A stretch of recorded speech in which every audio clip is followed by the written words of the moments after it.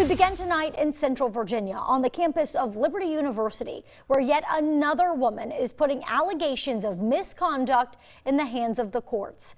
Identified only as Jane Doe, this latest former Liberty University student says she was sexually assaulted by another student. She says the university did nothing to protect her or even investigate. WFXR's Rian Lowndes joins us live tonight in Lynchburg after speaking with students and one of the lawyers on this case. Rian, good evening. Good evening, Kathleen. I did speak to one of the lawyers from the latest Jane Doe. He emphasized the bravery it takes to come out against an entity as big as Liberty University. But she's not the first Jane Doe. She joins more than a dozen other women who've alleged serious misconduct against the school. The latest lawsuit is more than 50 pages long. In it, Jane Doe, who is now a former Liberty University student, says she was sexually assaulted by a fellow student in off-campus housing at a party last spring. According to court documents, Doe says she reported the incident to both university police and the Title IX office, but they didn't investigate or even provide her any kind of safety accommodations, including when her alleged assailant kept contacting her on campus. Drew LaFramboise is a lawyer working on her case. They have an obligation to investigate the incident, to protect the survivor of the sexual assault, to provide assistance and accommodations to the survivor of the sexual assault, and to take measures to enhance the safety of the school and of the general student community. And what they certainly can't do is they can't retaliate against that victim.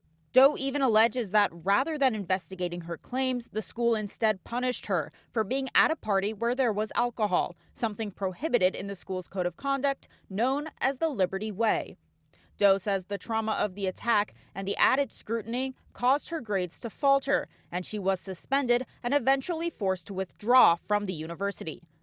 Our client wants to see change at the university.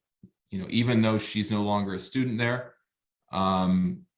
she still has a connection to that place, and she wants to see Liberty University improve institutionally.